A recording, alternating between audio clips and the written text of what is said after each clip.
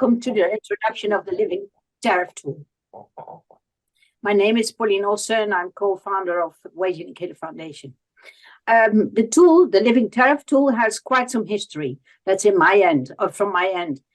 Before we founded the Wage Indicator, I was a freelance journalist, traveling around the world, making stories and having a super cool life, full of freedom, but the payment was appalling and the danger was substantial. While talking with consultants, businessmen, it made me think how to set up your tariff. What they do is having easily a tariff of $200 where I had it of $2 an hour. So you learn your lesson. So step by step, over the last 25 years within the Wage Indicator Foundation setting up, we started with salary information, then minimum wage information, then labor law information. And in 2014, we started with the living wage database. During the pandemic, a couple of years later, we had platform companies who knocked on our door. They said, well, can't we have a living wage for our firms?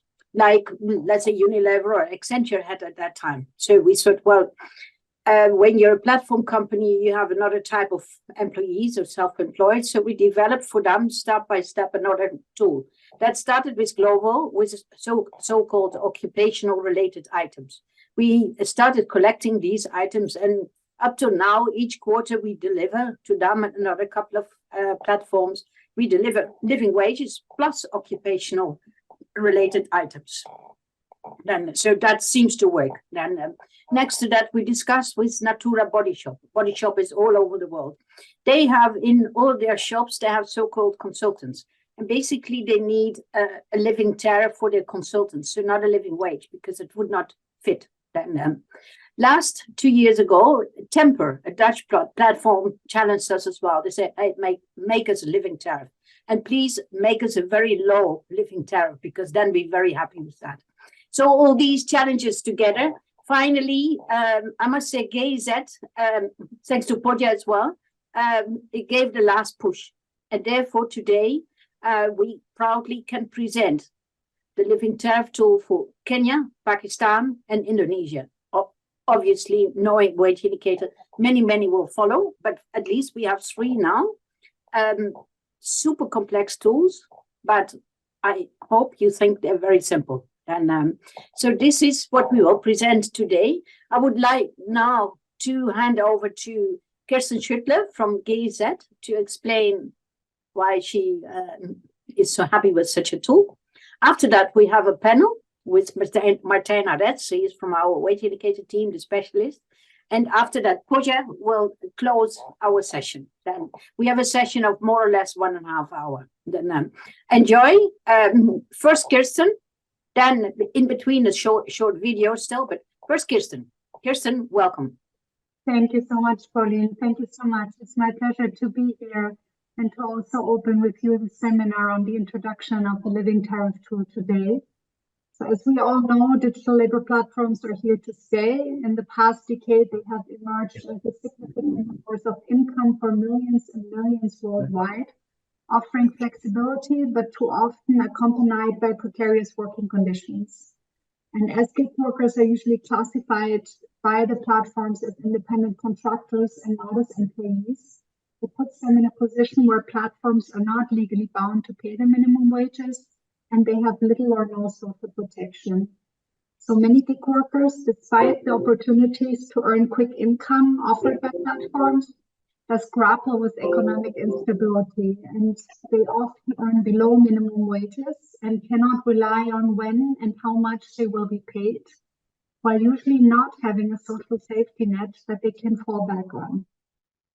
So in this context, the concept of a living wage is really crucial, as it serves as a benchmark to ensuring compensation that affords workers and their families a decent standard of living. The living wage, as you know, is usually higher than the minimum wage and is not mandated by law. But gig workers face difficulties in accurately assessing their earnings. So there are hidden and indirect costs in their work, such as waiting times or time spent searching for jobs, cancellations or non-payments, and costs for resources needed to work. And this particularly affects them and really makes wage assessments complex for them. And they also face a lack of resources and tools providing reliable information, as well as isolation in many cases, which contributes to these difficulties in assessing their earnings. So this is why we are very happy of this concept of the Living Tariff Tool as a novel and tool that aims at empowering gig workers, policy stakeholders, and platforms to better assess their working conditions with regards to pay.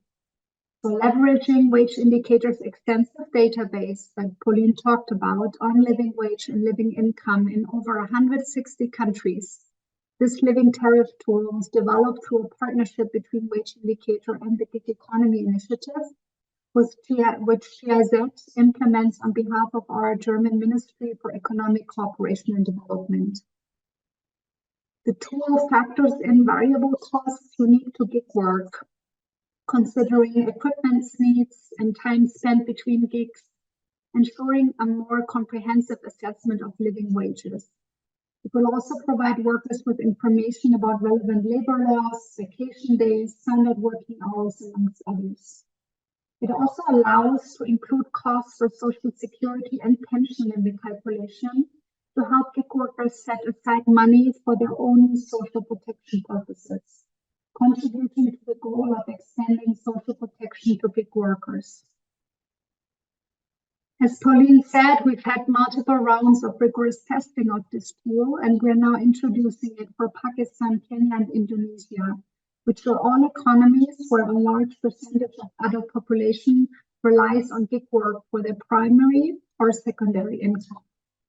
The development of this tool really represents, from our point of view, a milestone in empowering gig workers within these countries, providing them with essential resources to enhance their understanding and assessments of their earnings.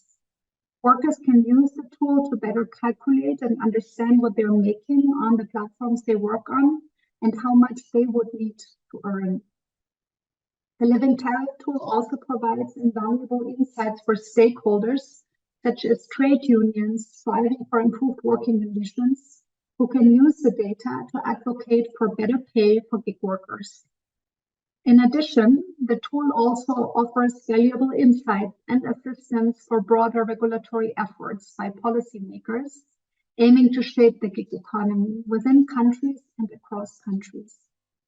And last but not least, the tool also can serve as a catalyst for platforms to support their workers better and address the discrepancies within their working conditions.